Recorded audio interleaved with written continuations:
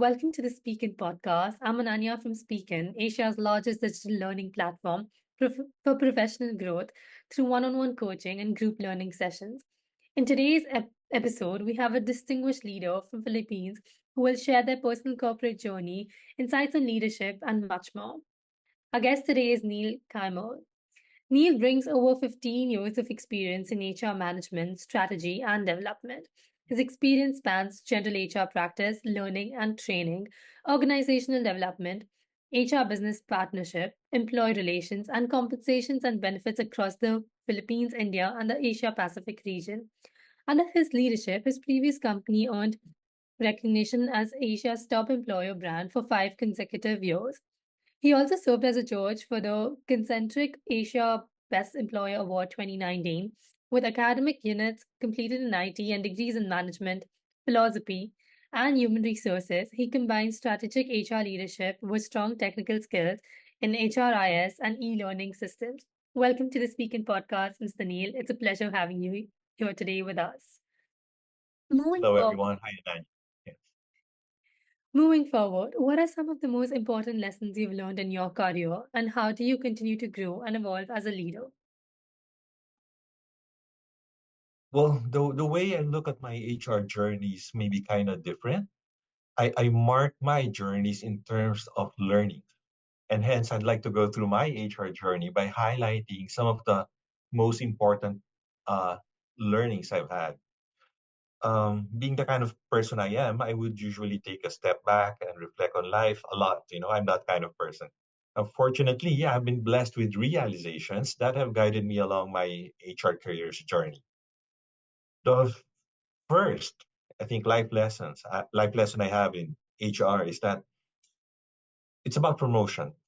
Promotion, getting promoted is always something that everyone aspires for and it's celebrated, especially in this part of the world. When somebody gets promoted, it's a big celebration for the entire team, maybe even for the entire company, right? Depends on the level. But one thing I realized about promotion is that skills, character, the mindset, has to shift every step of the way and every step or movement in one's career. What do I mean by that? We do not promote just because work was done well or work was done great. Promotion shouldn't be recognition. We promote because we see the totality of the entire person as being ready for the new role. So we don't just need to prepare the person in terms of skills. We need to make sure that we align the person to the company, the culture. It's the whole package and not just a skill. And that's something I learned early on in my professional career when I was just starting in HR. Second life lesson I have, I got this when I was already starting to manage other leaders in a company. And what is this lesson? That each person in the company will have his or her own desire, her own set of aspirations, and different ways to reach those. Now, unfortunately, this gave birth to politics, each one with his or her own agenda to accomplish, just to make sure that the desires, the aspirations are met. Now, the big challenge for everyone, and for me back then, was how do I learn to navigate my way around all these power plays happening around me? It's different because everyone would have his own desire and aspirations. Everyone's trying to do best for himself. And so, I started asking myself a different question. And maybe as HR practitioner, we should be asking ourselves a different set of questions as well. And that question back then was, well, for me, how do I help reshape the culture such that everyone aspire for a higher purpose and not just to serve their own desires and their own aspirations? Should I or how can I do something to make sure everyone realizes that they should be serving the greater good of the company and not just themselves? Or better yet, how can everyone realize in whatever they do in our company that whatever they do, they should be doing in the service of God that they believe in? those kind of things. And then the third learning that marks my journey is, just a play, me getting at this point in my career, I'm not exactly at the starting point already. So I'm trying to envision, how do I make sure that the people around me learn something from me, my legacy. So, and the learning is that it is great to be serving a higher purpose. It's somewhat connected to the second one. But I must remember that I'm in an institution that seeks to survive, to grow, to earn profit, to accomplish something bigger, do greater things. Now, everything we do in the company, I should be asking myself, how can my activity, my initiatives, or whatever I do impact the bottom line? I'm not saying it's the end all, be all, serve the profits of the company. I'm just saying it is something that should be considered all the time. So if we look at the evolution of the company buzzwords over the years, some time back, uh, we would be talking about employee satisfaction, corporate social responsibility, sustainability. And back then, there was a time that these words were being frowned upon as being super pro employee and not and too much of an expense to the company. But now, the world has shifted. We all understand that these things, employee satisfaction, corporate social responsibility, sustainability, and everything else, they actually impact the bottom line. And they serve a purpose higher than that of just simply the company earning profits. And so the two tie up. It's great to be serving a higher purpose, but we need to focus on the practical things, the bottom line of the company. And in the end, I hope we all find a way, the way I did, that these two can marry. And so to answer the second part of the question, how do I evolve as a leader? How do I continue evolving? I try never to stop learning. As much as I can, I always continue to try to learn. I do not believe that there's a point in life when one can say, I've learned it all. I don't think that'll ever come. I must be open to new learnings, or else, I think my career stops there. And then I need to continue to take on new challenges. I believe, at every point in time and uh, with a certain kind of regularity, we should get out of our area of comfort because that's the only way we grow. Challenge myself to get out of that safety zone and then grow. And then finally, I think we must continue to dream. It is often said that idealisms and visions die as you grow old. I don't subscribe to that philosophy. And so I try to stay young all the time. And I do that by always embracing new dreams. Truly very inspiring. So it's been amazing listening to your journey and the valuable lessons that you've shared with us today. Definitely very important to keep on learning. Moving forward with that, what core principles guide your leadership philosophy, and how do you inspire your team to achieve excellence? That's a great one because, just earlier today, somebody came up to me and thanked me for inspiring him, for being the great leader that he is now. He just got recognized. What I always do, all these learnings, whenever I reflect, I try to let others understand those also, whenever the right time comes. And so along the way, there are some, very basic, I think, principles that I try to share to other leaders wherever I go. Number one, my favorite, trust that everyone aspires to be the best they can be until proven otherwise. I think that's something difficult. And it's not easy, really, because there are some people whose standpoint is the opposite.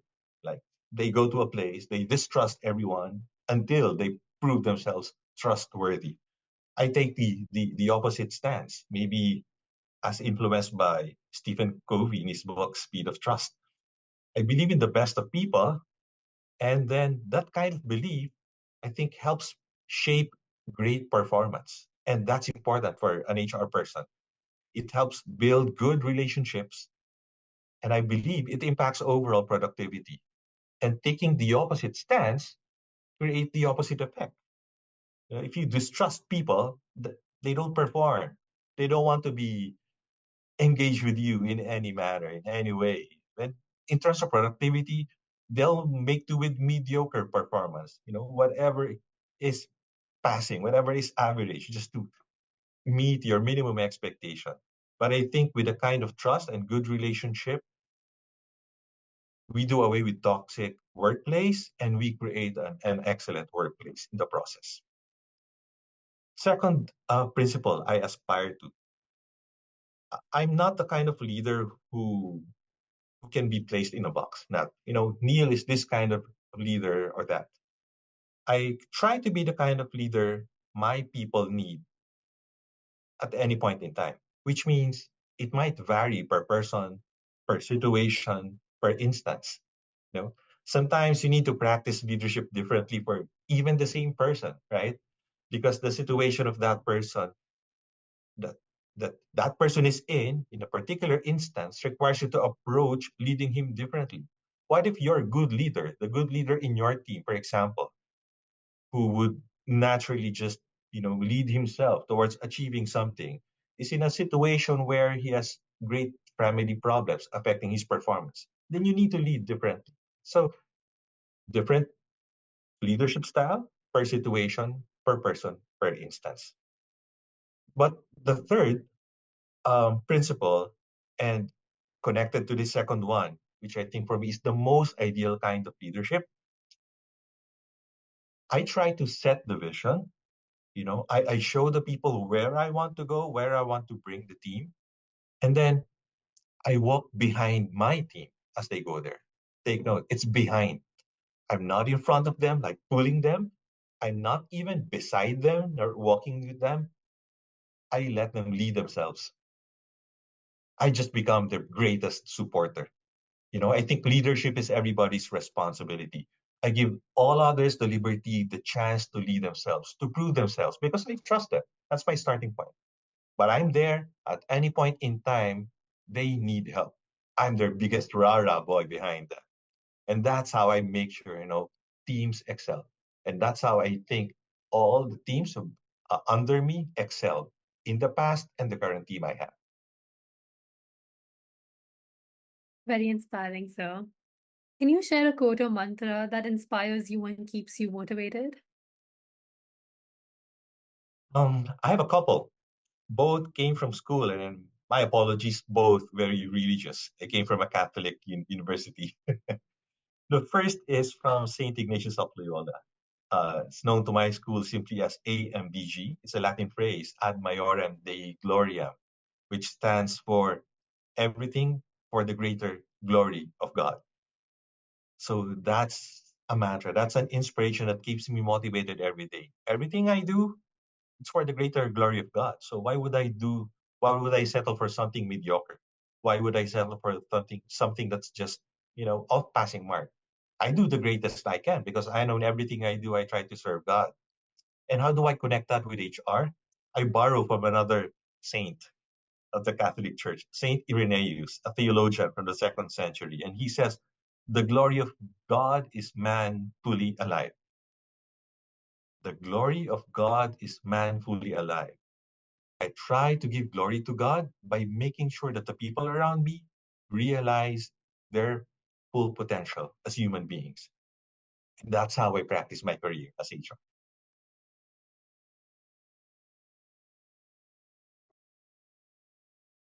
Lastly, sir, how do you see the role of HR evolving in the next 5 years, especially in the context of technological advancements and remote work?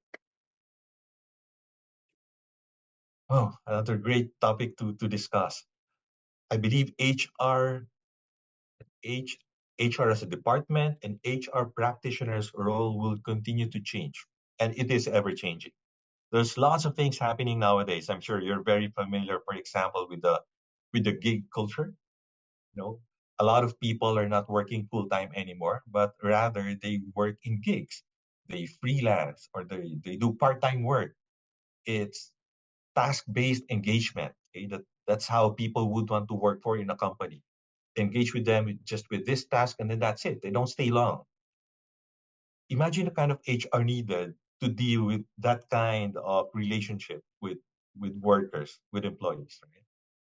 Second big thing happening, which I think impacts HR a lot, AI. I'm sure we're all tired of hearing those two letters by now, right? But we can't do anything about it. AI will change the landscape. People get empowered with more information, tasks getting more automated. Computers, because of AI, are now able to generate new info, new image, new ideas. And with that, I really strongly believe there will be a change in the way we do work, a change in the way we manage people.